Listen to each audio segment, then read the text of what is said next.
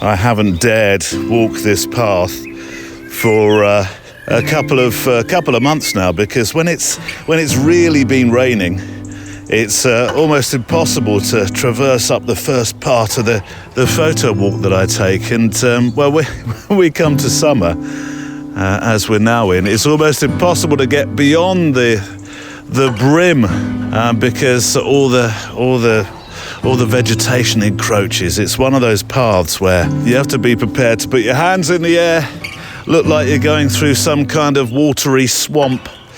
But let me get a photograph, a sketchbook image to start the walk. It's quite nice. There's a bit of decent sunshine around, and I'm looking up through, I call it the funnel really, the path up towards the, where it comes out of the trees into the sunshine. And here we are, 1/2/5, 5.6, 200 ISO, using my X100V for my sketchbook images, and there we go. One of the biggest hurdles is ourselves, not having the confidence to have a go, and not just have a go once, but keep having a go. And when someone puts me down, and they do, and I've lost a lot. I've lost more than people try. I've lost. No one would ever know how many things didn't come through that I've tried to reach for. But I love the process of trying. Barnes, we need to be on our best behaviour today. He's been quite vocal over the past couple of weeks. This will be the week, of course, where he isn't. Because, Barnes, we have a special guest today, Platon. I've been waiting several months now to connect, because we were originally supposed to chat back in February, I think. Platon is a connector. He's made portraits of world leaders, peacekeepers, rebels, and survivors with all the same sense of purpose, really. Not easy to do at all. And there's a story today about a photograph of the contemptible dictator Gaddafi. I was being cautious with my words. And a funeral for a friend in the same paragraph or two. It's a story I've not heard Platon tell before, and frankly it left me a little speechless at the end of that segment, if you will, as I think you'll hear actually. And I thought I was pretty well read up on Platon too. Anyway, his pictures cut through power and celebrity, and I think they go straight to what matters. The human being, the story behind the eyes, and the quiet force of being truly seen. He's a storyteller, and we only had an hour, so in that he's also a wonderfully effusive communicator, and I needed a little more time for him to record next month's assignment. I wasn't shy in requesting a repeat visit sometime over the next year. Spoiler alert, I do sound a tad gushing as I open up my discussion with him. You'll hear that, but I make no apology, because I've been properly inspired by his work over the past few years, and in particular since I've been doing this podcast and reading a lot more about him. Now, while he is known for his portraits of the famous folk of this planet, there is more to his work in terms of the voices he gives those who don't turn heads on the racks of a newsstand. Although that is a conversation I'm going to have to reserve for that second visit. Honestly, I had a ream of questions, and I think we only got to page 2. And even then I skipped a whole bunch of thoughts. But one thing I think is very clear is this thing that the camera doesn't do the connecting, we do. And that's what makes portraiture, I think, powerful, photographic portraiture. Not the sharpness or the settings or the technical know-how when it comes to particular kinds of lighting, but the shared moment where two people decide to meet for just a breath of time.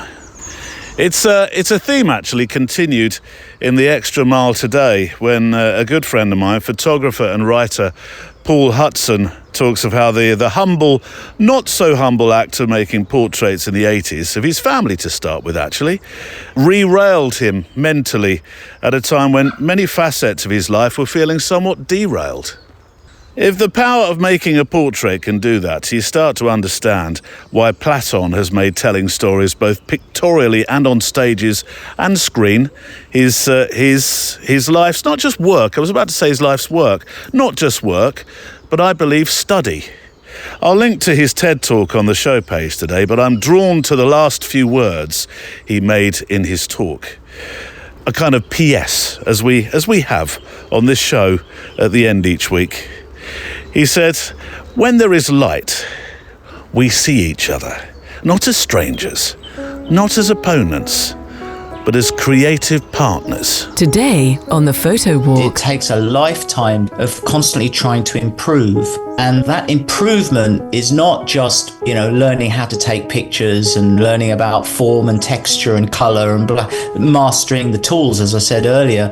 But it really is improving yourself. A really good portrait photographer for me is someone who is emotionally match fit. I photograph the people that cause the damage, and he photographs the damage. And as a portrait photographer, if you think about yourself too much, then you're rendered useless. I'm there, as usual. It's like this insane moment in history, and I find myself in it.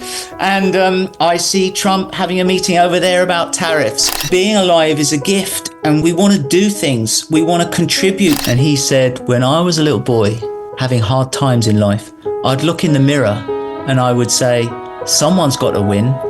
Why can't it be me?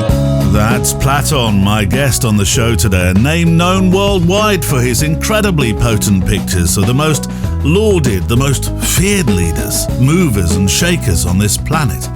Welcome along as we make our photo walks each week, photographically sketchbooking our time together, accompanied by the letters, the inspirational stories you send in, plus talking with special guests from around the world. It's certainly a one-of-a-kind podcast where your letters, your thoughts make the show what it is. I'll peek into that mailbag in a moment for a flavour of today's Thoughts as we walk, but before that, I want to personally thank those who are Patreon members of our community, or extra milers, as you're affectionately known, because your belief in this show and your desire to keep us walking together week after week is the total why and how of this podcast. And, well, you'll hear more about them later in the show today, but thank you also to arthelper.ai, who help you sell your photos online by making the posts, the mock-ups, and all the marketing emails for you. That stuff where you think, where do I start? You can try it for free for 30 days with the code PHOTOWALK when you go to arthelper.ai. Right, on the show today, Mark Christensen has a story where his speedlight, his flash, probably, well, I think anyway, saved his life. Our friend Phil Ferris has lost some of his mojo. Have you seen it? It may answer to the name of Reggie. All will make sense later on. Jade Lee is filming Snakes at Her Feet in Australia land, and Allin Sorenson has a poem from the Path that fits very well in the context of my conversation with Platon today. Plus, there's this month's one-word assignment, a new challenge for June, which I know you will rise to, set by my extra miler guest this week, writer and photographer Paul Hutson. So, shall we walk? Checklist out. Coffee, check. Hot chocolate for my first letter writer, Mark, because he's just not a coffee drinker. Garibaldi's, check. Walking boots, check. You got some spare film? Maybe an extra SD card? Check. And again, you'll need a notebook for some inspiration today, particularly when we get to that question nearer the end of the show. If you're here often, you'll understand that. Otherwise, enjoy the wander. Let's walk. It's as I thought. Look at this. I reckon in about a week or two, the nettles will make it almost impossible to make my way up this path properly. We'll give it a go. Pups. Come on, this way. The thoughts, the stories you share each week are what give this show its heartbeat. Whether it's a note about a quiet walk that you've been taking or a moment you weren't expecting, like what's coming up now, Your messages help shape this time we spend together. If you'd like to share your own moment, the address to write to is stories@photowalk.show. Stories@photowalk.show. Write letters. We'll start with one from Mark Christensen. And for all of those who say, nah, I don't really need a flash. I'm all natural, me. Speed lights? They just take up room in your backpack. Well, I do get that, but it seems that a speed light could actually one day save your life. I'll let you decide if I'm being a bit melodramatic. You know me as I read Mark's letter. Back in August of 2019, says Mark, I made a plan to photograph some beautiful mountain peaks known as the minarets at sunset. Then the full moon rising over the tufas of Mono Lake here in California. The drive between the two locations, roughly about 45 minutes. I'd timed it so that I'd just about make it to Mono Lake, set up my gear, do some long exposure photography as the moon was rising over the tufas, and then get some actual moonrise. The only problem, see Mark, I knew this was going to be a but. The only problem, which I quickly ignored, because that's how I am, oh Mark, don't be so tough on yourself, was that I'd never been to the Mono Lake Tufas before, the location, so I was a bit unprepared, knowing that a dirt road was probably involved in some way. Fortunately for me, my trusty GPS delivered me to the exact parking lot that I needed. I was, excuse me while I digress, but I was talking to Giles the other day. I think we're losing the ability, I was saying to him, to read maps and our inbuilt sense of direction.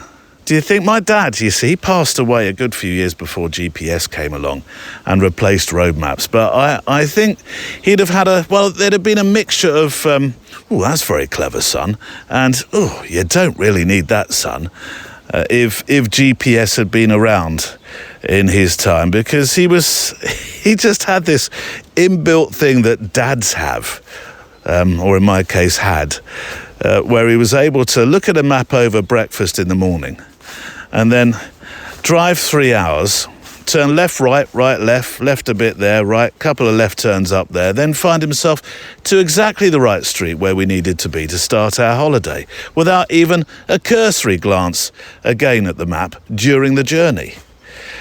He was really good with a sense of direction. Anyway, sorry, Mark, I do digress. I grabbed all my gear, says Mark, completely alone, and alas, no moon. Absolutely in the pitch black of night. What could go wrong, Mark? I lit my flashlight, or torch as I think you Brits call it, and made my way down the quarter-mile trail in the hope that I was headed in the right direction. Fortunately for me, I found the lake shore and the tufas, set up my gear, scared away persistent kangaroo rats. You're selling it to me here, Mark, and set to my work. So Mark has sent in 2 pictures, actually. You can reference these on the show page. Image number 1, says Mark, is the moon rising in the east. Fantastic. Second picture, the tufas lit by the moonlight as I look to the west. Oh, picture postcard. Mark, they are stunning pictures. But I'm getting nervous because I know you're on your own and I know what happens next. Upon finishing my work, I packed up my gear and headed back to the car. The trail? Yeah, the trail. Well, I'd wandered all over the shoreline taking these pictures. I completely lost the trailhead. So I just picked one at random and hoped for the best. This doesn't seem like the best policy, Mark. Eventually, with luck, I found the maintained dirt road, which I was sure would lead me to the parking lot and the safety of my car. As I walked, though, in the dead of night, I started to hear rustling in the bushes on either side of this dirt road, which is about the width of a car and a half. The rustling gave way to barking and then yips from coyotes. And as I walked, it became very clear that there were coyotes all around me in a giant circle. Now, I've never been frightened of coyotes because they've always seemed afraid of people and not very likely to attack. But this particular time, they had some very aggressive behaviour.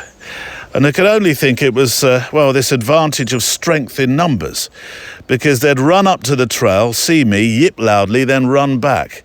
They were definitely stalking. I had to come up with some way of scaring them off, and running with so much gear didn't seem like a very good option. And what if that somehow encouraged them to actually take chase? So, as I walked, I slid my backpack to my side, reached around and found the flash. I powered it up, reached down and scooped up a bunch of gravel with my other hand. I can tell you, I can whistle very, very, very loudly, and this was the time I figured it was going to be quite handy. I stopped walking, spun around and flashed the flash, whistled and threw all my rocks in every direction. I must have looked insane, but boy did it do the trick.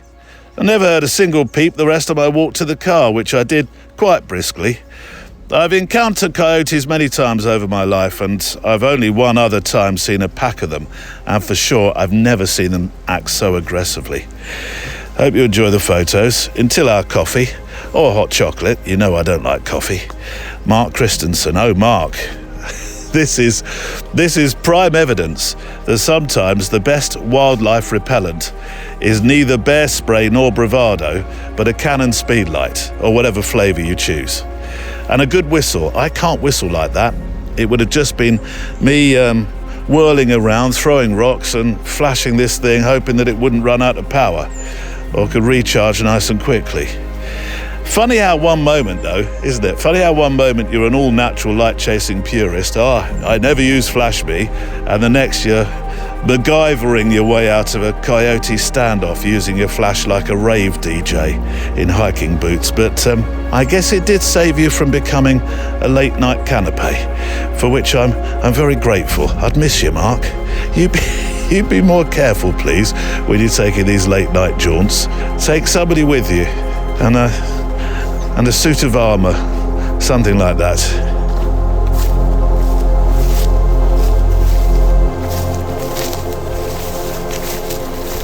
Oh, I do love this path, but not quite so sure how much more I'll be able to navigate through. Let me get another sketchbook image. It's lovely here. Nobody really uses this path for very much the reasons I explain right at the start of the show. It's either too wet and you can't make your way along it because there's a torrent right at the start of the walk, or it's completely overgrown and you can't make your way through it. I'm making a picture here, a sketchbook image of the path ahead, but it doesn't really look like a path. 500ths, 5.6, 160 ISO. It's just a chaotic scene of grass, really. That's all there is. This time next month, a day or so each side, there'll be no grass in the scenery where I'm stood. I'll be taking the show to Paris. Paris with Valérie. I'll not tire of that very lame rhyme. Yes, I'm going to Paris with Valérie Jardin, or Valérie Jardin has a workshop, and I'm on the workshop. Yeah, being part of a workshop, as opposed to being the organiser or the guide. Hang on, just get through this, concentrate. Or the mentor. I shall of course be making a podcast while I'm there. I was thinking that I'd chat with those that are also on the workshop with me, and they would be probably the story. But I don't know. I'm thinking I might make it the experience of being on the workshop, and of course there'll be some Valérie moments in there as well. But I'm thoroughly looking forward to taking you with me to Paris. Make sure you've got something suitable to wear. Remember that recent chat I had with Valérie where I suggested that I climbed most of the Eiffel Tower in fashion flip-flops that I bought from La Galerie Lafayette. Big mistake. Big fashion mistake. Anyway, this is a perfect time to mention Teach Me Street, our monthly feature about candid street photography with Valérie Jardin, where this year, we're almost halfway through the year actually. I keep saying this year as if it's the start of the year. we're almost midway through. This year, you get the chance to ask Valerie questions about the hows and the whys of this craft of street photography. And I'm also looking for pictures that you've made for Valerie to constructively review with her decades and decades of knowledge. All questions. I've got critters in my ear. I do love this path, but this is a critter fest. All questions, all pictures used will receive, on the show page this is, and on the show will receive an ebook of your choice from Valerie's vast library of releases. Send your questions and your pictures, 2,500 pixels wide, if you can resize please, to stories@photowalk.show. Platon on the way very, very, very soon. First, we have a new assignment to set. Still uploading a few from last month, as is my way. I'll find a winner for May next week, as is my way. Anyway, this month, I think you'll like this. I think you'll like this challenge. It's set by my good friend and guest on the Extra Mile this week, a photographer who I'm sure those who've been with us a little while anyway will know by now, called Paul Hutson, for his wonderful super portrait photography. Although this actually isn't about portraits, no. Although comedically, when you hear the word, perhaps it could be. But no, it's not about portraits. The Photo Walk assignment. Paul, on the Extra Mile this week, you talk about a particular thing which I'm going to jump on immediately as being our one-word assignment for June. It's a fantastic word. You can reveal it, though. The word is relic. How old is a relic? Can a relic be 5, it can 10, be any 15? age, because according to the Oxford Dictionary, a relic is an object surviving from an earlier time, especially one of historical interest. It could even be the part of a deceased holy person or a thing or object that is now outmoded. A part of a deceased holy person? Yes. Right. So, okay. you know, St. Cuthbert's relics used to be displayed in a glass box and sort of walked around the northeast of England to show people what a fantastic guy he was. I'm not really photographing those sorts of relics. No. But I think a good challenge would be, because these things are all around us. We live in an old island that's been occupied for so many centuries that they're spread in every village, every town in the countryside. So to go out and try and look, use one's eyes to see through all the modern paraphernalia and clutter and find a true relic and photograph it in an interesting way. Now, I'm going to immediately say, of course, we have an international audience, and in America, I came across something last year when I was visiting, which was a wonderful old gas station. Hadn't been used for years, but I found that place fascinating, and the relic in there would have been the sign of the petroleum sign that was just hanging off an A-frame, just hanging, about to fall. That would be great. No, I mean, I was just talking in the context of the UK, but worldwide, there must be relics everywhere. Yeah. They sometimes take some seeking out. They're buried in undergrowth. They're hidden away behind buildings. But there's so many around, and many with a fantastic history. And what is an extra interest of having photographed the relic is sometimes, as in the case of that Blackshore wind pump that I described photographing in Southwold on the marshes, if you Google these things or go to the library and check them out, there's a whole history written about them that's been submerged and buried and people don't know about. So that's an extra dimension to the enjoyment from doing something like that. Wonderful. So the word again is relic. The very best of luck. Send your pictures to stories@photowalk.show. Stories@photowalk.show. If you can, resize your picture to 2,500 pixels wide.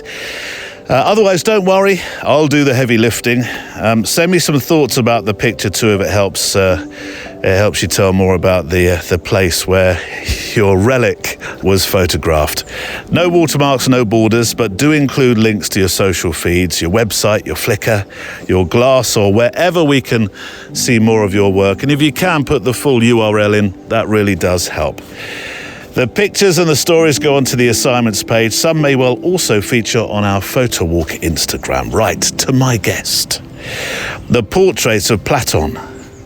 They've stared out from the covers of Time, The New Yorker, Rolling Stone, Esquire. Honestly, this list could go on for a long time. Faces like Putin, Obama, Gaddafi, Muhammad Ali, Adele, all seen through Platon's one lens.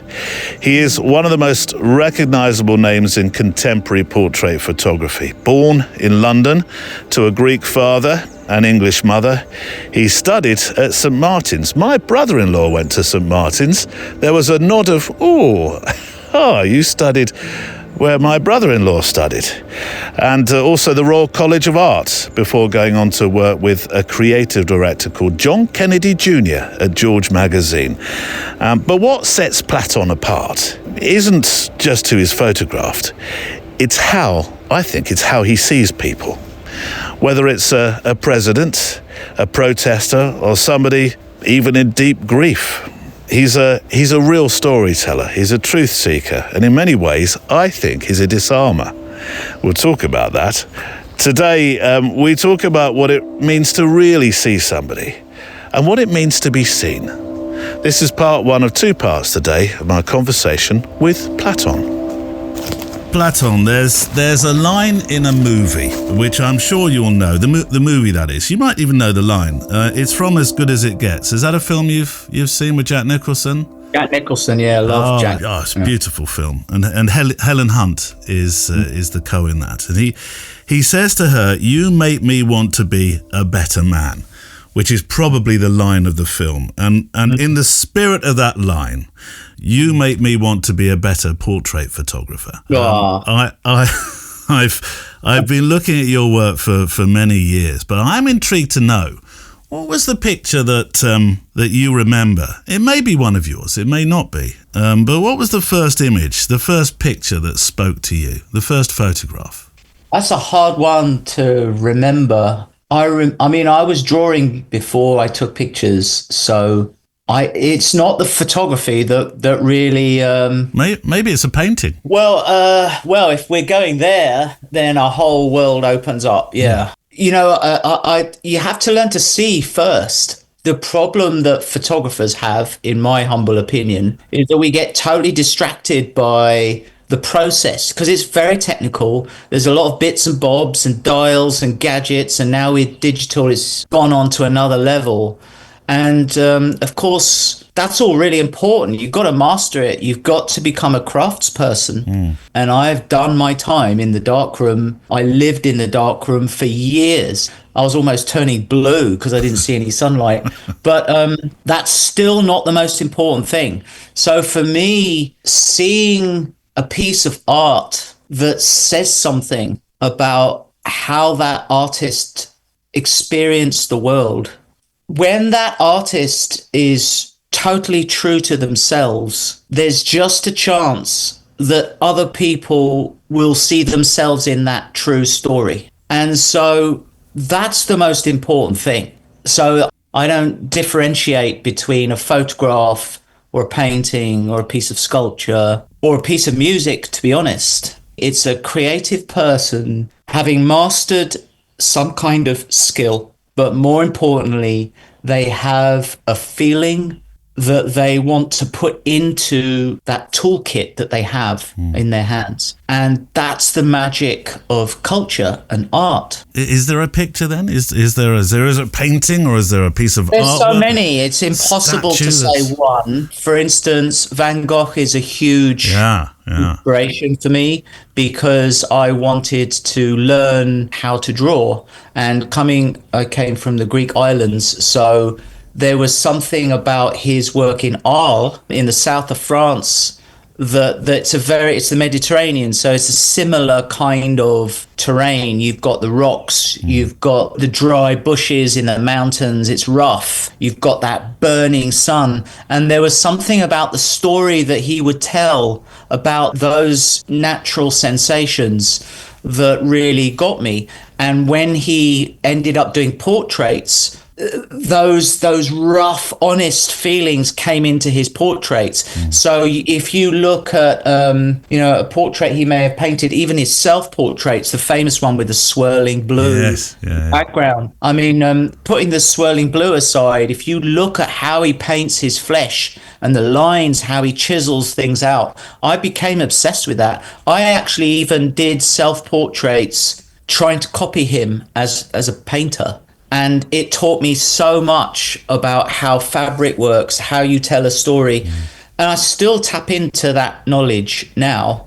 You know, if we're retouching a piece of fabric, I know how fabric works. I know how light hits it. There is so much information that you can bring out with texture that most people just don't even see. And I learned that from studying people like Van Gogh. Right. Of course, then he adds the emotional side of what's going on in his mind as well, which is the swirling blue in the background. And I found that really interesting, that he's not only painting a picture of what he sees, his spirit is embedded in the picture. So when I'm taking a portrait of someone, I know it's a portrait of someone else. I know it's them that I'm photographing, but my spirit is very much in that. So the emotion becomes really, really important. And what I'm feeling on the day, at that moment, at that split second with someone, all those emotions I try to pump into the picture. And a picture that really works is not just of mine, that really works for me is not just someone that I caught them or captured them in a moment that I feel is powerful, but it's also my emotion is embedded in that picture too. Well, it's the emotion that interests me about your work in particular. There's a word that I adore, that I think it's a common ground that we share. We don't share a lot of common ground in terms of what we've achieved with our lives, but more than you know. Who knows? But it's with your Greek heritage in mind that I'm thinking of this, and it's a word formed out of em and pathos. To feel something or somebody else's experience, and I think that's at the very root of how you operate. And I wonder, I'm not sure whether it's nature or nurture that you've learned to embrace that so well. Well, it's a very complicated combination, and everyone is made up of their life's experiences. Yeah, of course. Especially artists. That's what they do.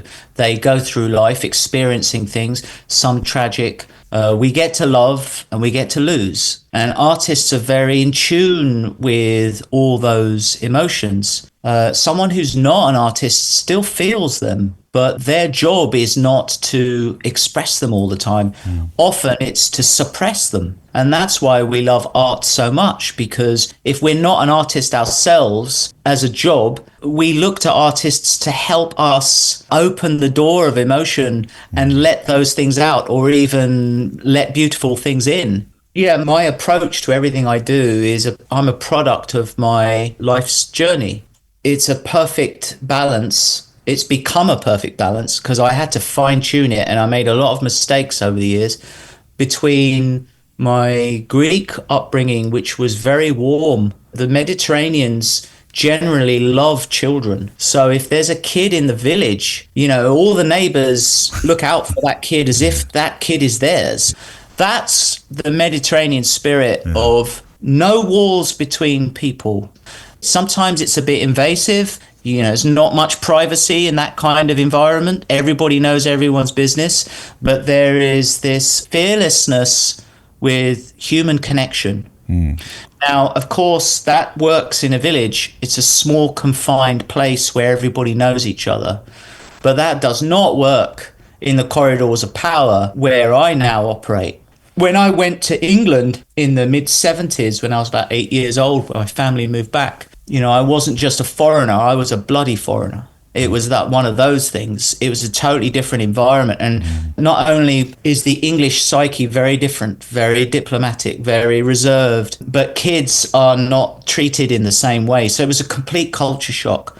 And I had to relearn how to be myself and how to navigate in this new environment. And it took me a while. But I'm really glad I was able to understand two ways of navigating, because the British are so good at diplomacy. Because of their English reserve, because of their reserve and their politeness, it gives them a buffer to think and articulate their feelings, work out an appropriate response, and then answer back. And it's very rarely direct. It's normally indirect. Now, it's so different from Mediterranean culture, but understanding both for me was essential, because when I started taking pictures of powerful people, the navigation skills I had with diplomacy of being a Brit helped me immensely get in that room and navigate through all those, assistants, aides, publicists in Hollywood, all those chief of staff in Washington, D.C. or in 10 Downing Street. That's a minefield, man, navigating that. And that was my British mindset of diplomacy. But it's the essential ingredient to my work. One of the first stories that drew me to your work was hearing you talk about Putin. I know this is a story that you've relayed many times. I've seen you talk on television and on stage about this. The infamous story of photographing Putin. I was wondering how to frame this question, so if you bear with me, I'm going to use this example. A long time ago in the history of this show, I talked with a former hostage called John McCarthy, who spent, it was 5 years, 4 months incarcerated in Lebanon. I've spoken with him a few times now, and I was intrigued to know how he felt about his captors. That was one of the first things that I wanted to know of John. And he described feeling this confusing blend of fear and resentment and curiosity towards these people. And when you meet with and you photograph people like Putin and Gaddafi, I wonder what you feel towards them. That's a really good question. You mentioned one of the most important words to me, which is curiosity. And actually, if I'm going to be really honest with you, we're not born ready to go with this. It takes a lifetime of constantly trying to improve. And that improvement is not just, learning how to take pictures and learning about form and texture and color and mastering the tools, as I said earlier. But it really is improving yourself as a person. A really good portrait photographer for me is someone who is emotionally match fit. And that means you're constantly trying to play with the balance of judgment and curiosity. And when I was younger, judgment was higher. I had to figure out why, when I go into a situation, if I'm judging someone, that's a loaded situation. So that I make a call in my head before I even walk in. This is how I see this person. This is how I feel about this person. So I've already narrowed down the bandwidth of what I'm going to discover that day. And it's going to stay within that zone that I've preconceived.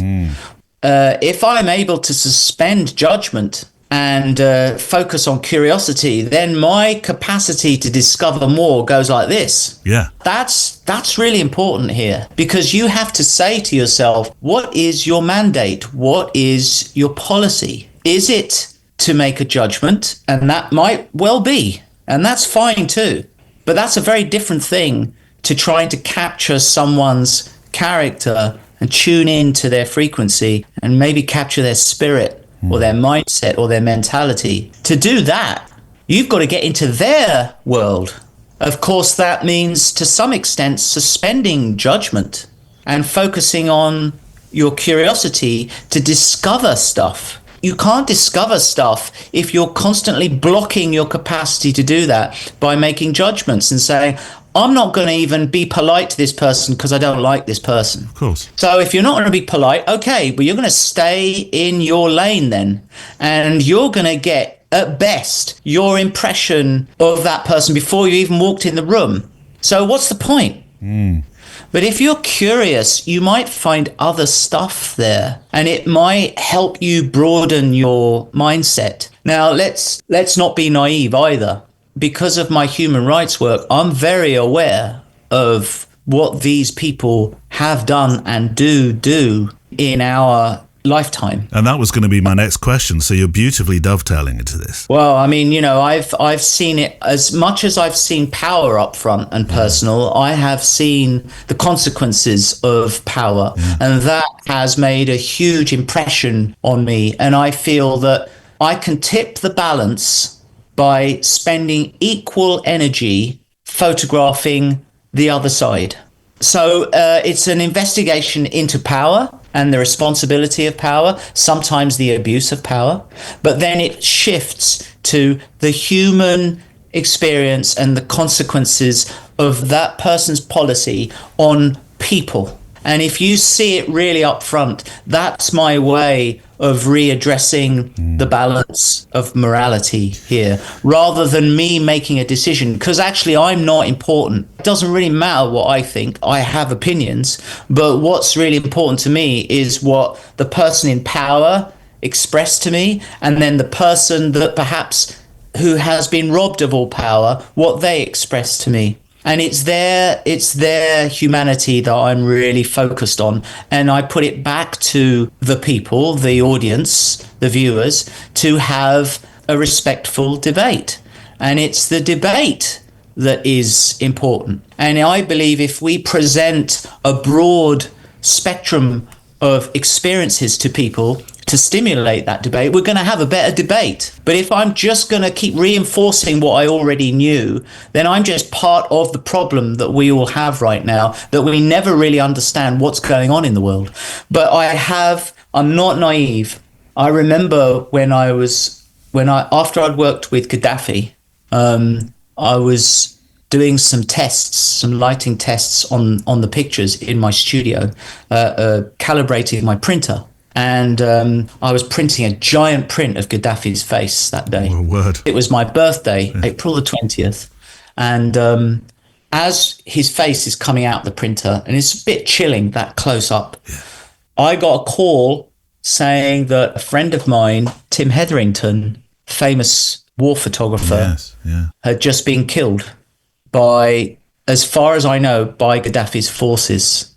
And there were rumors that Gaddafi's forces had even targeted Tim because they knew he was there covering the damage and chaos that Gaddafi had caused. And they actually targeted him as a journalist, which breaks every rule in the book.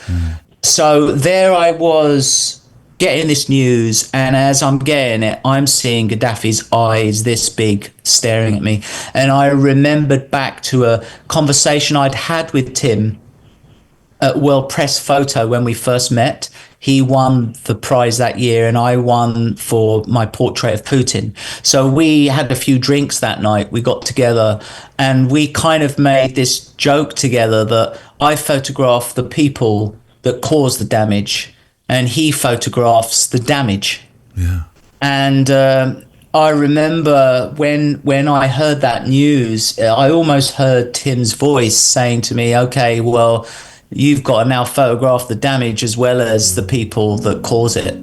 And it was a great motivator to roll up my sleeves and get back into the front line of the action and start photographing more and more people who have been robbed of power. And I actually remember, Tim's mom invited me to a memorial service, and it was a very moving moment seeing his mom and seeing his family and people who loved him very much. And I was asked to speak at the service. And I remember feeling this weight of responsibility that day that, now I'm in this zone, this is serious stuff. People live and die with the hand of fate like this, and I just happen to often be in the room where I see both sides of that scale, and it's a very humbling thing, but it reminds me that it matters, and what I say matters, and what I do really matters. So I've become. It's really important that the narrative we set in society is the right narrative, and we all have a responsibility to get that right and not perpetuate tribalism and judgment, but to actually encourage everyone to ask as many questions about their own beliefs as well as everybody else's, just to make sure we're all on the right track all the time. That's a constant mindset like that, you know. You have an ability to break folk down. We've established that already in the conversation. Zuckerberg famously deflected and avoided, but you broke him down. You got there. Bill Clinton's press secretary tried to avoid the picture you famously made of him because you asked for a show of love. You found common ground with Putin over the Beatles, of all things. And yes, it is rather chilling that he chose Yesterday as his favourite Beatles song. You seem to have this innate skill to know how to turn a coin that keeps landing tails up. You can turn them. And I'm sure that even someone as effusive as you will come away with a one-word feeling of somebody when they've looked into your lens and into your eye. And I want to try something. I'm not sure whether it will work because I know you as somebody who likes to give a much longer answer. But looking at your portraits, I wonder if you are able to come up with a one word for some of those that have sat before you, some of these huge people that have sat before you. I'm going to start with one of my favourites, Stallone. Playful. Yes, I see that. Michael J. Fox. Wow, that's a tough one. It's hard to come up with a word because the picture says it. But if you wanted a word, I would say struggle, because he was like battling his own body. Yes. But he was so present and he tried so hard for me to help me get the picture. Muhammad Ali. Bridge builder. Bridge builder. Oh, fantastic. I'll let you have a hyphenated one. One more, Michelle Obama. History. Yeah. Tell me, did you really say to Michelle Obama, right, my love, I want your soul, give it to me? Yeah. Again, it's that pump of adrenaline, isn't it? Yeah. And you get clumsy with it. And one of the other big battles I have with myself is managing that energy. So not that I can deny the energy, but actually use it. It's emotional, so it's not science. And sometimes there's not enough energy and I feel weak and I don't feel I've got the drive. And other times I feel that for some weird reason I'm really nervous that day, or there's a lot of stress going on, or I'm really excited. And that can be equally challenging because it makes you clumsy. But in the end, it's all there and you are being yourself as best you can. And you are a mirror. So whatever I do, there's going to be a reaction from someone. Less I express to them, the less they're going to reflect back to me. The more I express to them, the more they're going to express to me. So managing nerves has always been I wouldn't say nerves that I'm insecure about my photography, because I'm confident about that, but I'm nervous that I might not live up to expectations that day. I might, if you've got Michelle Obama in front of you, and it wasn't just Michelle Obama, it was the first moment she is photographed as First Lady. It was her first time cover, I believe, and it was in the White House, and everything had changed. And I had a feeling that if I get this right, it becomes an icon for future generations. And actually that picture is now in the Smithsonian. Yeah. But so pump all that into that moment. And there's so much raging in my head. So of course, at that moment of clumsiness, I lost my cool and I said, all right, my love, I want your soul, give it to me or something. And everyone was like, oh my God. It felt more like a Bailey moment than a Platon moment. Yeah, it's reckless, but the human condition is volatile. Yeah. Managing nerves is a really interesting thing because that's energy going through your body, right? So what happens when someone is late? And, with these high stakes shoots, they could say, okay, there's an emergency meeting going on. So, I just did Trump not that long ago in Mar-a-Lago. This was just a few days after he'd won the election. He's literally forming his cabinet around me that day. They're all having meetings in little corners of the room. And you're there. I'm there. as usual, it's like this insane moment in history, and I find myself in it. And I see Trump having a meeting over there about tariffs, and then he's called to another corner of the room, and he's having a meeting with J.D. Vance. And so they tell me he's been called away on an emergency cabinet meeting, and he'll come in whenever he's ready. So he could walk in any minute. I was there for 4 hours, something like that. You're pacing up and down, and you're trying to stay ready and alert, but you can't sustain that anxiety and the sort of ready to jump any second for 4 hours. So that was actually harder than the shoot. Yeah. He could walk in any minute, and I'm not ready. You can't go to the bathroom in case, imagine the most powerful man walks in and you're not even there. You're in the bathroom. So you are, this is stuff people don't think about. Yeah. You can't eat because he walks in and you've got a mouthful of sandwich. Yeah. So you have a glass of water and you pace.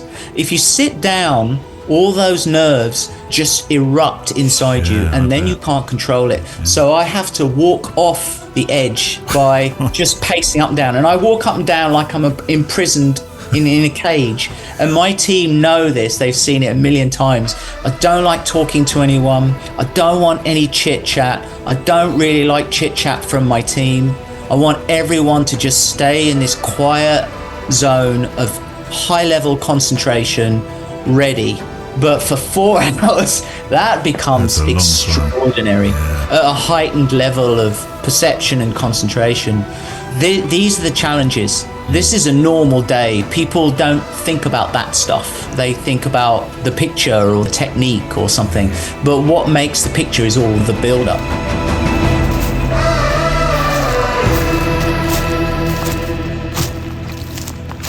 And part 2 of my conversation with Platon is coming shortly.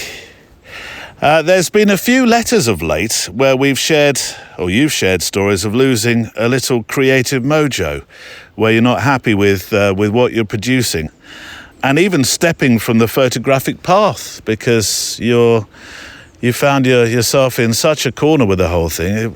Just put the camera away. And I think it's often down to the pressure of making pictures that have to be perfect. It's a conversation we have quite a lot, isn't it, you and I? Or making pictures that have to be Camera Club award-worthy or subject fantastic, or a myriad of other reasons. Perhaps one of the reasons, actually, when I'm out on my walks, I refer now, thanks to my friend Marissa Roth, the wonderful photojournalist who coined this phrase, she was certainly the first that I heard use this phrase, referring to my pictures now as sketchbook images. And that's what Marissa talks about when she refers to her images. They're sketchbook of life moments, the stuff of memory, not perhaps the stuff of adulation. And I think that can actually take it does for me anyway, it takes the pressure of making perfect photographs, perfect scenic photographs away. They're my sketchbooks of life. It was Joel Meyerowitz, actually, who found over the decades he'd been photographing that he'd actually been actively collecting rather than, I know he did make specific projects, but not always. He was collecting pictures rather than making specific projects or works for exhibition quite often. A lone flower or a sign by the side of a road. Perhaps something that just pops up as a muse, which plays nicely into this from our friend Phil Ferris. Phil, the Ferris filter. Neil, I confess I've been having something of an existential crisis with my photography of late. I think you can get some treatment for that, Phil. Isn't there a cream? Whatever I've tried has left me dissatisfied to the point that I put my camera down for a while. Oh, Phil. I've been going out without my proper, in inverted commas, camera, and going with the principle that the best camera is the phone you have with you at the time. Ostensibly, my phone. I encountered Reggie, the harbour cat, near the harbour, funnily enough, which is made his territory, and he has quite the attitude. What, a cat with an attitude? Never. Although, if it's Reggie with an attitude, my word, Phil, it couldn't be, could it?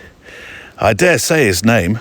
Back as a cat, perhaps, 1 minute terrorising the good people of the East End of London when the world was still in black and white, now reincarnated to spread fear amongst those out on a day trip eating rum and raisin ice cream in a picturesque Cornish fishing village where you live.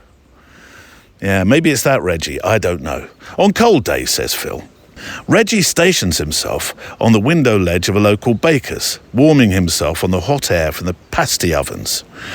I've tried to photograph Reggie on many occasions, each time unsuccessfully. And by the way, if you think it didn't Neil mean pastry, no, definitely pasty. There's a missing letter in there, I appreciate, but it's a totally different kind of food. I'll put a link on the show page. Today, though, says Phil, I was honoured as Reggie deigned to approach me through the drizzle, favouring me with a few minutes of his time. He even allowed me to stroke him, while at the same time pouring scorn on my attempts to take a successful picture of him. He turned his back on me as I brought my camera to bear and decided that my audience was probably over, so he moved. I followed, he moved again. I tried flattery. I stroked his generous coat, and just for a moment, our eyes met. This is my time, I thought. I'll get my first full-on photograph of Reggie, the cat with an attitude. I practiced for this moment, and with the utmost care, I raised my lens. I almost succeeded. I swear, as Reggie turned his head away, I could see a smile creep into the corner of his mouth, as if to say, "You gullible human." I think they do that, Phil. They do. I went on my way, duly chaste, and Reggie preened himself while awaiting a real photographer, one with treats. Warm regards from Phil. I popped Reggie onto the show page, actually, a picture of, and I got to thinking about the mojo thing that you were referencing alongside your funny story. Sometimes that creative spark, it does come and go, doesn't it? No drama, as our Australian friends might say, no drama. It just quietly slips out the back door. Maybe for a cheeky pint, who knows? But it doesn't warn us, does it? When the mojo goes, it's not always I'm going to be going away for a couple of weeks. Look after yourself. I've left you a saucer of milk. One for you, one for Reggie. No, it just sometimes just disappears without warning. Now, I know you're a much cleverer man than me when it comes to psychology and stuff. I know that about you, but I do have some thoughts on this as somebody who has let mojo off the lead and lost it a good few times in the park across my career, both in radio and photography. And when it happens, I've learned not to panic too much. Step away, change the rhythm is the mantra I have in my mind. Go for a walk, sans the usual kit, as you've been doing, really. So your creative mojo isn't lost. I would say it's just resting. Give it some new input, lower the pressure, and most of all, keep showing up gently, which I think you're doing with your phone. I think that's the trick. Curiosity over kit. I know it's not the perfect rhyme, but I'm doing my best. Good luck, Phil, and I look forward to seeing you when you venture over this way again from the Cornish coast. Bring some pasties. Let's have some timely words from those helping to grease the wheels of this show, our friends at arthelper.ai. If you've ever thought about selling your photography online but haven't a clue where to start, I think Art Helper could probably help you because it's made for people like us. Here's how it works. You upload a photo, magically and instantly professional content is made for you, such as social media posts, email newsletters, even full Substack articles, all in your own voice. It can also generate hundreds of mock-ups for every image you upload, things like your work framed, so people get a real understanding of what your photograph could look like on their wall. It helps you connect with the right buyers and even suggests pricing based on your market. And unlike most AI tools, it has an art protection guarantee, which means something very important: your images are never used for AI training. Free to try, and Art Helper is giving our listeners a special deal. Go to arthelper.ai, use the code PHOTOWALK and get 30 days free of the pro version. I'll make sure to put a link on the show page, but also now there's a video that my friend Brandon at Art Helper made to help us understand and be able to see how the thing works. So if you go to the show page, you'll see Brandon explaining and showing exactly how this could work for you and I. It's a great way to start selling your art or growing the business you already have. And thank you, arthelper.ai, for your belief in this show. Actually, before we leave the cat theme altogether, thinking about Phil's mention of Reggie, in terms of animals anyway, two letters. First is on the theme of animals, the second isn't really. But this from Jade Lee in Australia land. Hi Neil, listening to a recent episode of the podcast and your comment about Australia land and our snakes. You didn't say which one that was, but you know, Jade, I think by now that when it comes to talking about Australia with guests from your fantastic corner of the world, snakes and sharks and crocs are very much a triptych of discussion. I know there is so much more to your wonderful lands. Anyway, this is a video. I've received the video. I haven't had a lot of luck actually putting up on the show page. I may have done by the time the show page goes live, but it was a video of a snake in a backyard, Jade's backyard. I thought I'd send this to you. Green tree snakes are harmless. So that's this one, isn't it? But 2 days later, I just avoided stepping on a brown snake near our bin. Not so harmless. Now that I do know. I spotted his little head poking above the grass. Stepped back, gave him space, and he slowly turned and slithered away. My cat, Faith, was not impressed by this big one at all. I'm sure not. Jade, even though you've sent a video of the one that's not so dangerous, it does, to me anyway, look like the beast from Anaconda. You can tell I would not be quite so calm and collected as you. When I visited Australia a few years back, I spent my time stamping about in the bush every couple of steps. Just to make sure the snakes didn't get me. They'd slither off before I got anywhere close. I'm sure the locals are looking at me in a very bemused fashion. And then jetting across the world in a flash, here's one from America land, from our friend Allin Sorenson, who's keeping the poetry from the Path feature mildly alive, actually. We had a few, I think, last summer. Then the idea sort of hibernated and never really came back. Until now, that is. From Allin, who starts his letter or poem. He started his letter with a title. I do like a good title with a letter. Photography, he says, is like a poem. That it is, Allin. Good title. I know there's another title for the actual poem. And I'll attempt to do some justice to that in a moment. Neil, 2 inspiring shows that I wanted to thank you for. The interviews with the photojournalist Claire Thomas, or 2 photojournalists, and Ted Sockie. Ted, of course, talking about, I say, of course, you may not have heard that episode. Ted was talking about the fires, the terrible fires in California. Anyway, they showed us the power the photograph can have in telling stories and documenting these times that we're living in. Their work and Graciella's PS at the end of the show, film is like a novel while photography is like a poem. Oh, that was good, wasn't it, as a PS? Film is like a novel while photography is like a poem. That inspired me. So I have a poem for the Path, says Allin, which, says me, I will cross back to my studio self to read. But I do love a good poem for the Path, showing that we have a very talented listenership to this show. It really does. So thank you, Allin. And Allin says in return, thank you. Oh, it's like a mutual thank you. No, thank you. Thank you. After you.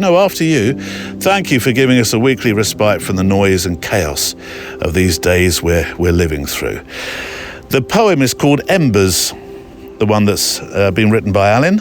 And I think it speaks to the moment a photograph can cut through chaos the power that the images that we talk about with many of our guests, the power that these images have to help us and others see in lands that we'd rather not visit.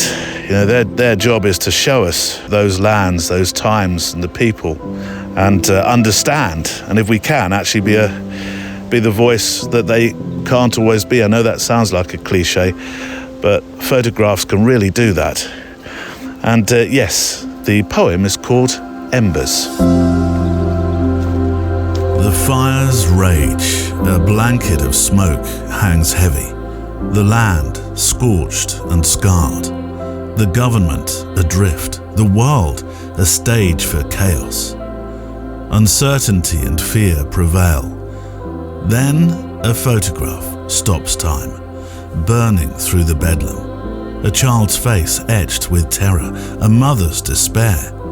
The image speaks what words cannot, of suffering, of loss, of the human cost of inaction. The photograph holds both ending and beginning, a mirror of what we were and what we might become, a beacon of hope, to move us, to inspire us, to act.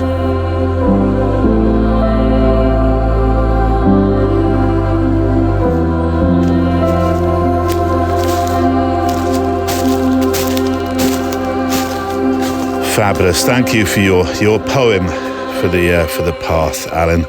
I really appreciate that. I really do. And it'd be nice to get some more in. If you do want to send one in, then stories@photowalk.show is the email address. It's a bit autumnal round here. Some burnt embers, yellows, oranges here. Have I been walking the path longer than I thought? I thought my beard had grown. Let me put my letters and stuff down for a second and get a picture of this. I'll take a lower camera angle because then I can really pick out the colours. Although sometimes, you know, when you see something with your eyes, I know what you're going to say now, Neil. I'll say it anyway. Sometimes the actual photograph doesn't deliver what your eyes are necessarily experiencing, but I'll do my best. I need to get down really low to pick out these oranges. 5.6, shutter speed 1/2/5. Bit darker through this part of the walk along the path. 640 ISO, and yeah, get one even lower. I'll have a go. I'll tilt my screen up perhaps. Let's have another go. There we go. The second part of my chat with Platon is to come in a moment. As you know, in 2026. We're making plans to travel to Kolkata and Varanasi, India, in March, following this year's fantastic India adventure. Oh, have I returned with... well, I've still got a few pictures to edit, actually. I thought I'd done them all, then I found another file just the other night, which is... I like it when you do stuff like that. But there's a sort of... Also at the same time, I thought I'd done all these. I've got more to do. But it was lovely finding some of the moments in the only just discovered folder. Had a wonderful time with those who travelled with us, made friends, and re-established friendships with those I've travelled with before as well. So yeah, it's Kolkata and Varanasi, India in March, and then Mongolia with the Eagle Hunters in September 2026, with a new printing retreat in Scotland next June. A quick word about Mongolia for next year. It is a... I wasn't sure whether to mention it, but I will. It's a watch this space thing, but if everyone who sent in their initial interest email after having looked through the itinerary on the website, if everybody who sent that initial interest mail into the website joins, then the chances are that Mongolia, within 48 hours, was full. But if you do want to come to Mongolia, it's probably still worth sending your form in, but I'd get a shovey on, as they say. Go to photowalk.show, and the link for Mongolia at the top will take you to our special new travel website, The Journey Beyond. And then for India, well, we're still able to book you on for that one. You can join us as we walk the winding lanes of Kolkata and drift with the dawn light on the Ganges in Varanasi. Honestly, we've got some fantastic historical stuff to experience. and spiritual stuff to experience. On that one, two cities, every corner hums with story and spirit, it really does. We'll be engaging all our senses this time, photography, writing, sound, and I'm thoroughly looking forward to it. So if you're keen to come with us to India, best go to the website, photowalk.show, and look for those travel adventures at the top, which will take you through to the journey beyond. Right, part 2 of my special conversation with the incredible photographer who I'm very privileged to have spent time talking with, Platon.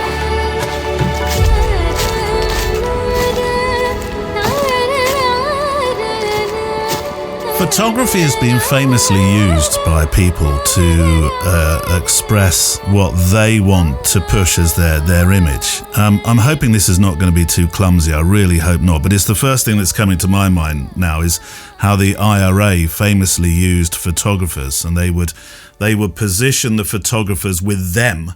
So they would be photographing back towards the British Army to show that that's the invading force. They're the aggressors. I'm acutely aware that people must, in some respect, use you because of your skill of making people look powerful or energetic or funny. Are you aware of that? And how do you try to avoid it if you feel like PR is using Platon? Yeah. That's a really good question. Something I've sort of thought about a lot. You know, like there was this idea that photographers, we work for someone. You're working for Time magazine or even the New Yorker when I was on contract there. In that privileged position, you like the idea of working for someone, because if it's an established place, that somehow means that you've now gone up a level because you are acquiring that new reputation from them. It's like being passed on. It's like reputation disease. If you hang around it, it rubs off on your shoulder. I never really liked the idea. And the same with working for brands. You know, if I'm shooting for Nike or for Balenciaga or, you know, any of the big brands that I've had the privilege to work with over the years, I never really liked the notion that I'm working for them. I'm working with them. Because if I'm working for them, then I'm a sort of a technician for their ideas. And I never saw it that way. And of course, that creates problems because it means I'm an independent thinker. And it means that whenever I'm dragged too close to the sort of the glamour of being, like when I joined the New Yorker, it was like everyone looked at me a bit different because I acquired Avedon's contract there after he passed away. And suddenly out there, everyone looked at me a bit different. Yeah. I never wanted that look. I never wanted anyone to look at me differently. I never wanted that new weight on my shoulders. I just wanted the chance to do really, really good work. So when I get too close to it, to power myself, I back off. There's this ancient Greek story about Icarus. Yeah, yes. And I was brought up with all these mythological stories. Yes. And they made a big difference in my life because Icarus, as for our viewers who don't know, was a young man who with his father dreamed of flying. So his father built him some wings and they used wax to fix the feathers onto the wooden frame. And they attached the wings to his arms and it would work. And his father said, fly as high as you can, but don't fly too close to the sun. The sun, yeah. It will melt the wax and you will fall. Yeah. That's what power is. Power is like the sun.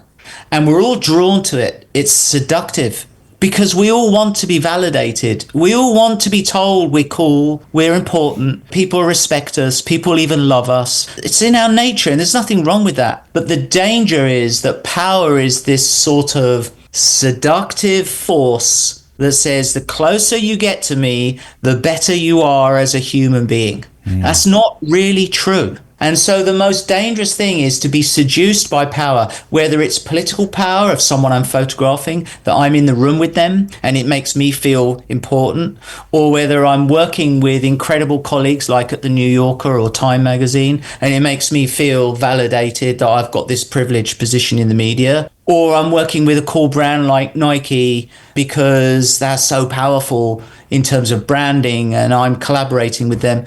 All that's really dangerous stuff because it distorts your mentality and your value system, and it stops you thinking about the human condition and starts you thinking about yourself. And as a portrait photographer, if you think about yourself too much, then you're rendered useless because you can't see what other people are feeling in front of you. So whenever I got too close, I backed away, just like Icarus should have done. He didn't. He flew too close to the sun. His ambition clouded his judgment, and he ended up, the wings melted, and he fell to the sea and died. Yeah. So that to me was always, be careful. You're a bit close today. You know, you're in Mar-a-Lago, you're hanging out with Trump, be careful. You're hanging out with Putin, this is dangerous stuff. You're with Obama today, just stay curious. Don't drink the Kool-Aid. No. And so that humility is really important. And as I got older, I have to keep checking myself how lucky I am to be in these places. But I have to stay immune to power. And I have to have a healthy disregard for it. And it makes my work better. But that means constantly backing off. And when they do draw you in a bit sometimes, and it is seductive. And I've had some crazy magic moments with these people, but I'm a very private person and I don't hang out with them. I'm not part of their entourage. I don't want it. I don't have a government behind me. I don't have a corporation behind me. I'm my own man. And I like the independence. And as I got older, I became more and more independent. Well, talking about your own man and humility, setting up a YouTube channel has come a little bit later in the day. Yeah. You've got all your profile and you've chosen it's a very democratic process, YouTube, because you find yourself right at the start again. And part of me is thinking, well, why would you want to do that? But then I've watched a couple of the films and I love Nile Rodgers, for example. What a beautiful man and what a beautiful story. Yeah, isn't he lovely? You know, I'm having the best time of my life. My office is humming with creativity. Yeah. I feel like I was back at St. Martin's when I was an art student discovering new stuff. Yeah. Look, this is how it works. Magazines have kind of imploded. The way we communicate and exchange information has fundamentally changed because of technology, and it's continuing to change rapidly, especially now with AI. So the idea of doing a picture for a magazine that accompanies an article, I mean, it still exists, but it's not really how we share stories anymore. What happens now is that it's a three-dimensional human experience. There's voices, this is a perfect example today. You are a product of our time. That's really interesting. Well, actually, funnily enough, years ago, I always wanted to be on a World Service. I worked in radio, but I always wanted to be on the World Service. I never got to do that. And then somebody... Well, you are on the World Service. Somebody reminded me. The other day they said, you've got your own World Service. Yeah, that's what it is. Yeah. And that is an amazing thing. It's called people power. Yes. It's like the middleman has been stripped away because the middleman, essentially, the media, you could say, a lot of them abused their situation. They abused their position. Instead of covering the news, they wanted to shape the news. And I saw that happening in magazines a long time ago, even in fashion. The street magazines that I started working for in England, their mandate originally was to reflect what's happening on the streets with culture. And in London, we got this melting pot of all these different cultural forces fusing together. And I would go into the magazines and I would see that there was a shift starting to happen when the editors started to feel a bit more like Icarus again, pumped with power, that they have these cool positions, that all these photographers are desperate to work for them. It's power.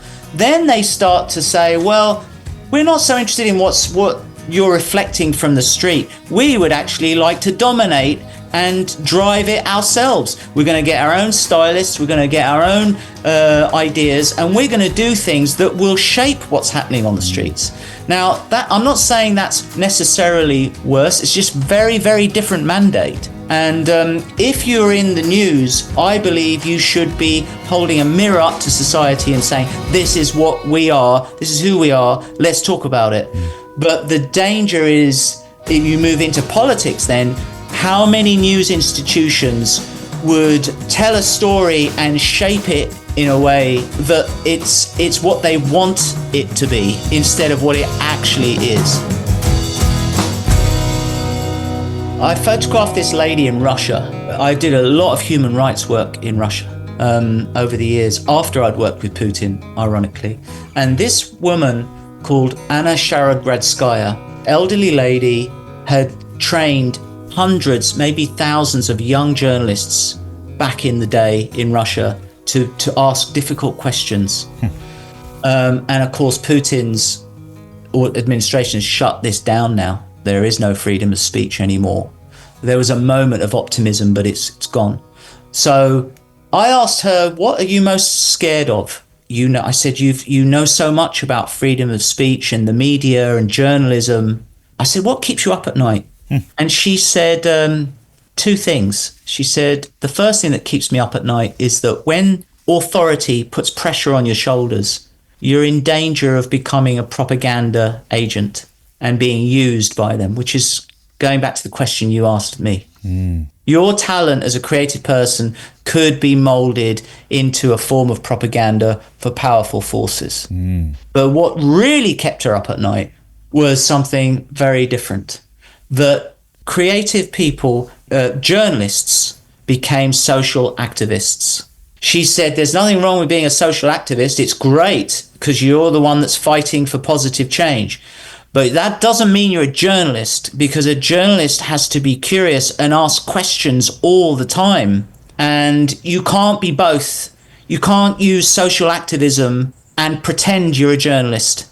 Because what happens if you are now talking about someone that you agree with? Are you going to be as tough on them as a journalist if you agree with them? So your job as a journalist, or at least an inquiring mind, is to always ask very difficult questions, even about yourself, and it will keep you free. So that was like, okay, that was a confirmation of suspicions I had for a long time.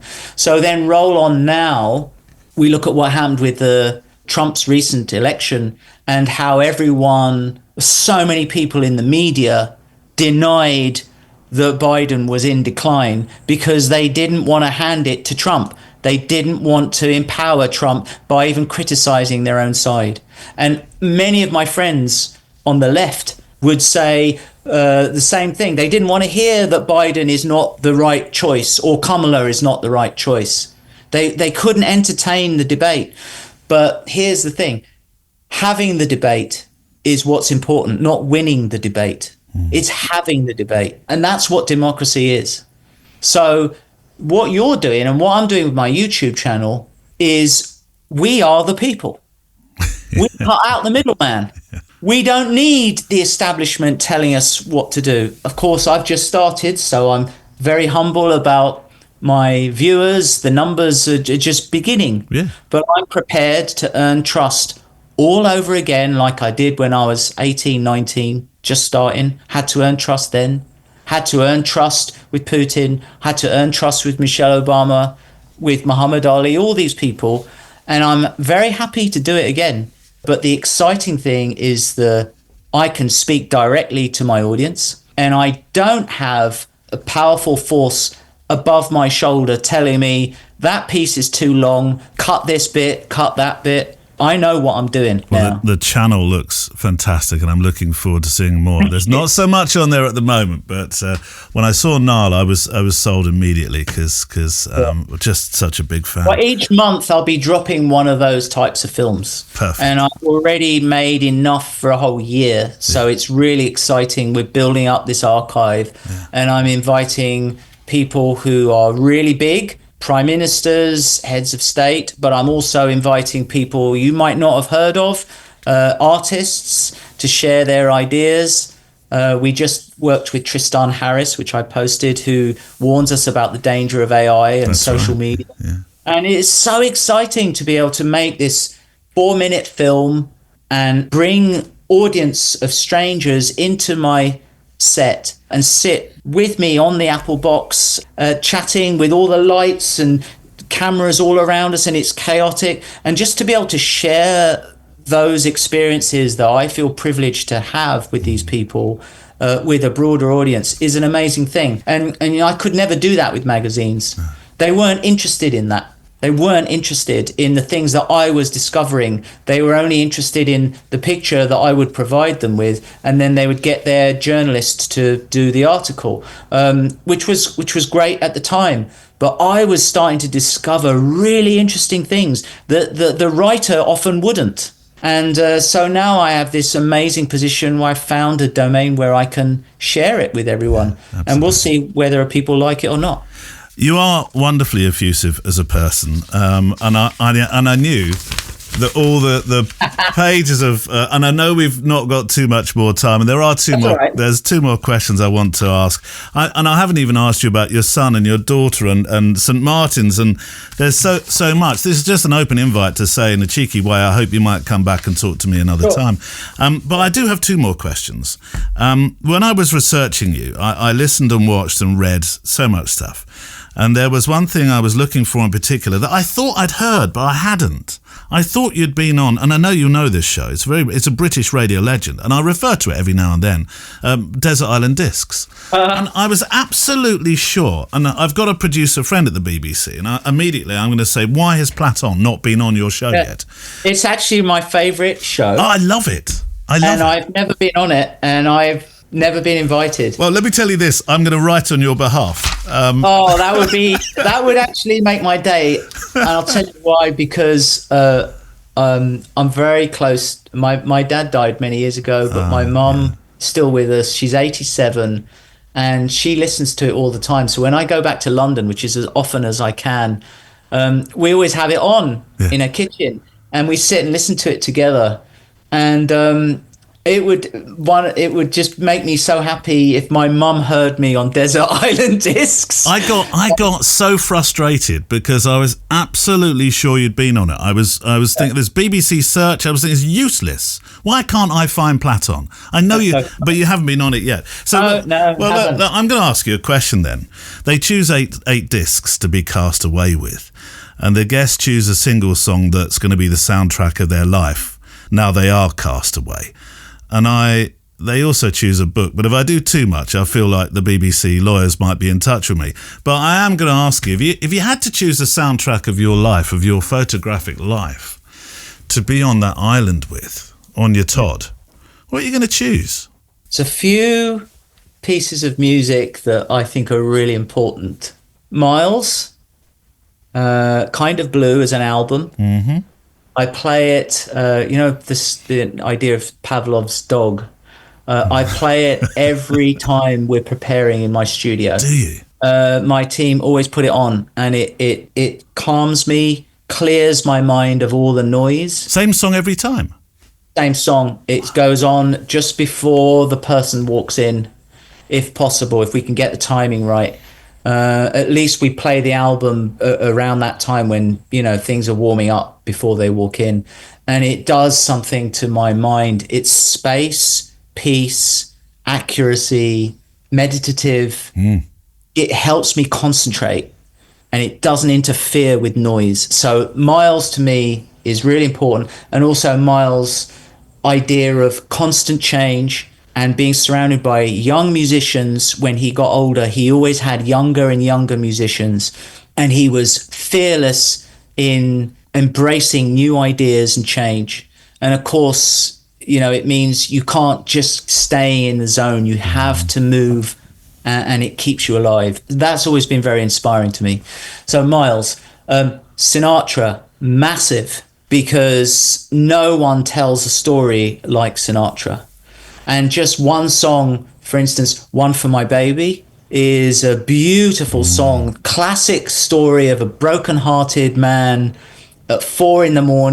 in New York, leaning on a bar, and his lovers ditched him, and he's down and out, and the only person he can talk to is Joe, the barman. It's the classic. It's like a Hollywood movie of, from the 40s or 50s, film noir or something. But the way Sinatra He puts himself in the song and he uses his pain to tell that story without gushing emotion. And I always try to do that as a photographer. I'll put my own experiences into the picture, just like Sinatra does. So for me, Sinatra is the man. And then, of course, the Beatles. I would say, Hey Jude. My son's name is Jude. Yes, of course. Yeah. And it's the first song my dad played to me that I remember as a baby, 2 years old or something. I remember it. Beautiful. And actually, the words are really beautiful because it's take a sad song and make it better. It's sort of saying, hey man, come on. I know it's tough, but let's get back on the road and try to make something. And we all go through tragedy in our life. To feel pain and loss is to live a life. You can't deny it. You can't stop it. It's there. What's important is that we constantly remind ourselves that being alive is a gift and we want to do things. We want to contribute to our times in some way, whether you're an electrician, a plumber, a photographer, a painter, whatever it is, a musician, whatever it is you do, a cook, or a mother or a father, whatever it is you're doing, you're contributing to something. And that warmth and that optimism that Paul McCartney has, it's interesting because it's the perfect balance of Lennon's pain, breaking up with his wife, having this little boy called Julian Lennon, who was somehow lost in this chaos of family breakup. And of course, it would be Macca's sort of optimism that would say, hey, young man, come on, kid, we'll work this out. And I loved that optimism, daring to just get back in the saddle and have another go. Now, when someone does me over or I get screwed or someone lets me down, I just smile. I feel I might have auditioned you for Desert Island Discs there because I know, Platon, they will be mean and they'll say to you, I'm going to let you take all those three to that island, but as the only song you're allowed to keep. But I know they'll say, come on, you've got to choose one. So you might want to think about that before you're on the show. And I look forward to listening to that episode. I just want to end with you've spent your life, your career has been about other people. It's been about getting a story out of them. The way you draw stories from people is wonderful. But I just want to turn the tables, actually, and I want you to think only about you for a minute. So instead of all the other people that are important to you, that you photograph, whose stories you've told, the humanitarian work, I want to know about you. And I always ask this question at the end. I want to know, I'm just going to propose one word. Why? Well, why not? I once asked Kobe Bryant, where do you get your invincibility from, your self-belief? I said, so few of us have that insane self-confidence. And he said, when I was a little boy having hard times in life, I'd look in the mirror and I would say, someone's got to win. Why can't it be me? You know, one of the biggest hurdles is ourselves not having the confidence to have a go, and not just have a go once, but keep having a go. It's not a mystery that I did okay. It's like I worked really hard and I loved it. I like to do it. And when someone puts me down, and they do, and I've lost a lot. I've lost more than people try. I've lost. No one would ever know how many things didn't come through that I've tried to reach for. But I love the process of trying and thinking of an idea and trying to make it happen. Making things is being alive. So I do give myself 24 hours to be depressed when I have those bad days. And I do have them. We all have them. And maybe, in the old days, I'll say, I'm not getting out of bed all day. I'm going to sulk. I'm going to wallow in self-pity. And that's all fine.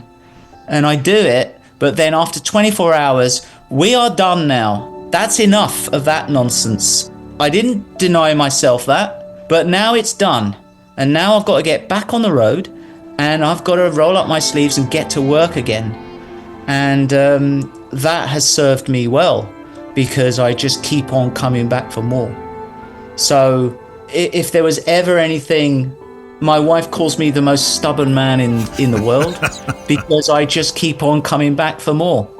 And Ali was the same. You know, you take his license away to box, so he'll start going to college campuses and doing public speaking instead. And he became one of the greatest raconteurs of history.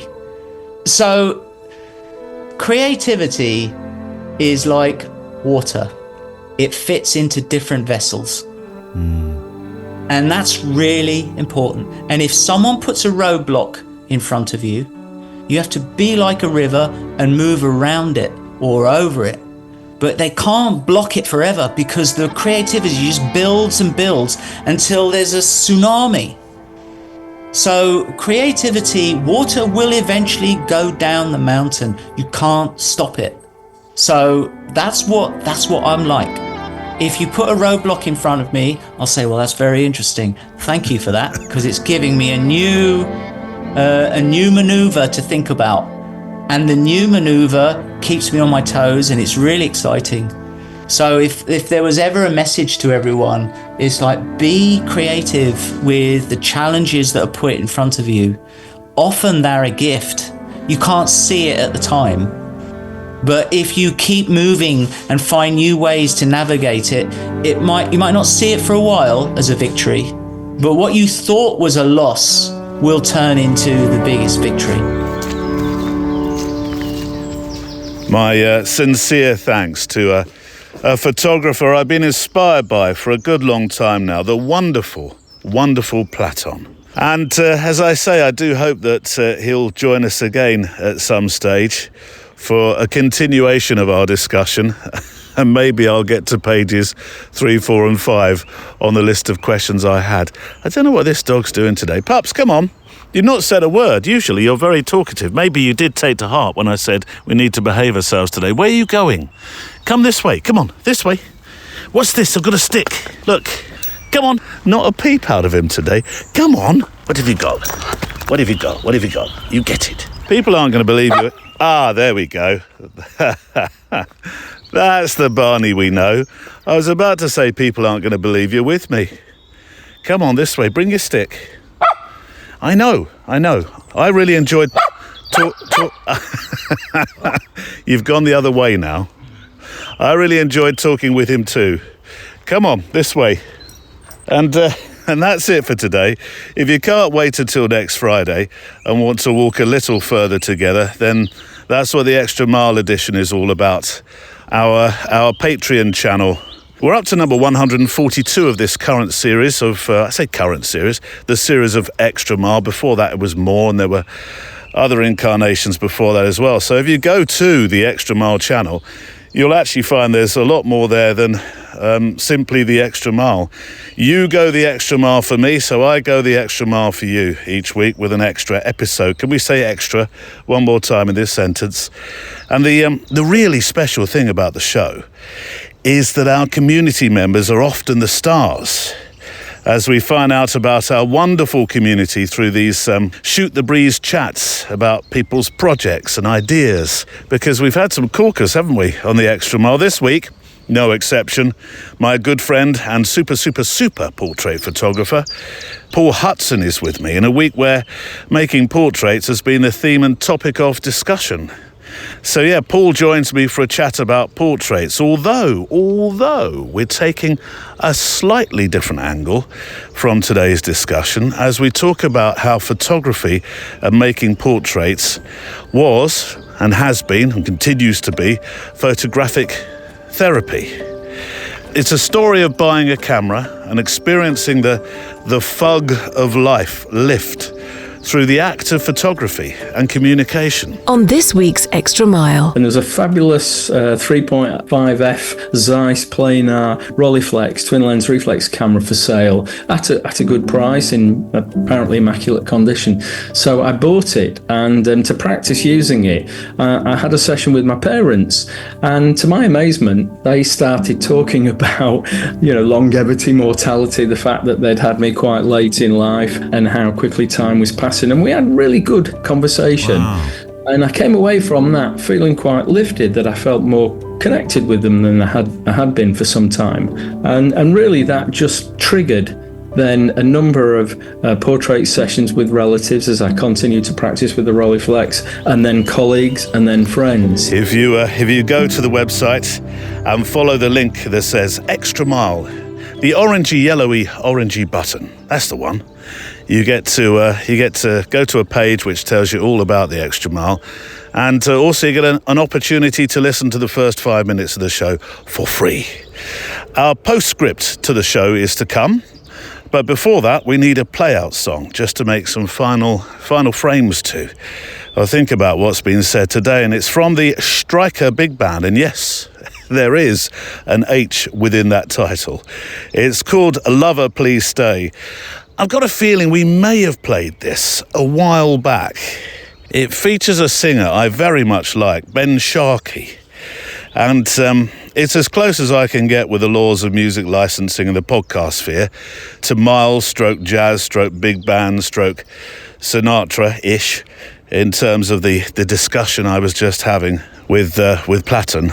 Whilst respectfully tipping my hat, in total respect, of course, for Ben's fabulous presence on the mic. But I wanted to try and recreate an echo of Platon's studio, in my mind at any rate. I'm due out to New York, I hope at some stage soon-ish, and there's a few places on my list that, they're not all the usuals. Rudy's Bar and Grill in Hell's Kitchen, a place I didn't know about, but it was a strong suggestion made by James and Carla Murray when we talked about their book Great Bars of New York City on the Extra Mile not so long ago. Sarge's Deli. Oh, I need to go there for the famous Monster Pastrami. Small's Jazz Club in Greenwich Village. And now Platon Studio, if you'll have me. Platon, if you're still listening at this stage, an absolute honour. And if I can visit the studio and do one of these in person, I promise I'll bring monster pastrami's for the whole team. Got to feel in heaven when my lover's near. Lord, let this moment last for another year. Though today has ended, the night's still young, I'd say. Lover, don't go away. Let it be the thing that I am longing for. Let's fly out from Manhattan to the California shore, just to watch the ships at night on the San Francisco Bay. Oh, lover, please, please stay. Don't say you have to go. Don't say you need to run. I'll stop the clock on Central Station and we can have a drink downtown. Let it be the night that I am longing for. Let's fly down south to Austin or to Ecuador, just to drink pina colada on a hot, wet summer's day. Oh, lover, please, please stay.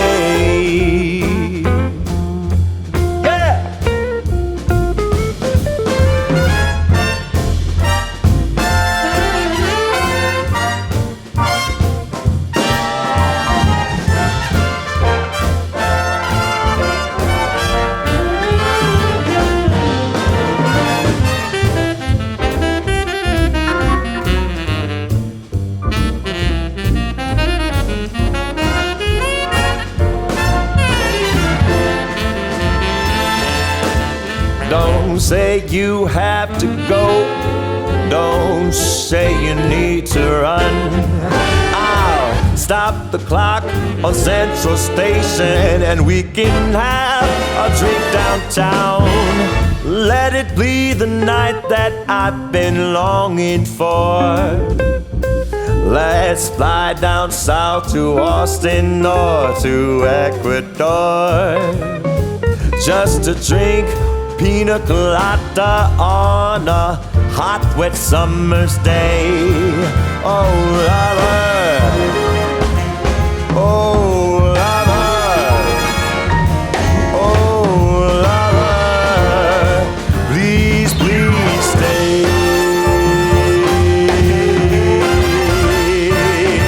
Please stay. Please stay.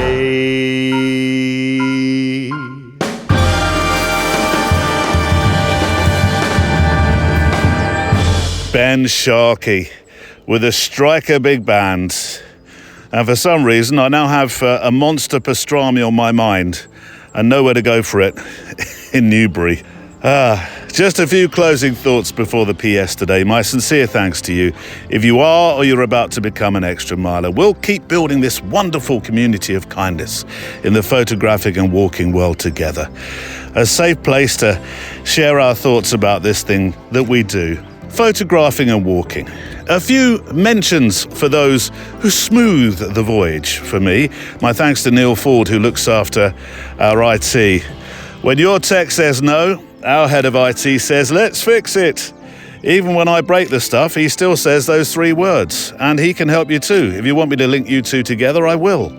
My thanks also to Andrea Gilpin, who keeps a watchful eye over Instagram, as does Kelly Mitchell for Facebook, and to Michael Mixon, who helps with show research. Write a postscript for the show. Today it's from Annie Leibovitz. And there is a reason I'm choosing a quote from Annie, not just because she's a world-famous photographer, a portrait photographer, but because, like Platon, she too studied art. And it was an important part of her creative upbringing. Although across the ocean, of course, from St. Martin's, where did she go? The San Francisco Art Institute. I knew it was in my notes.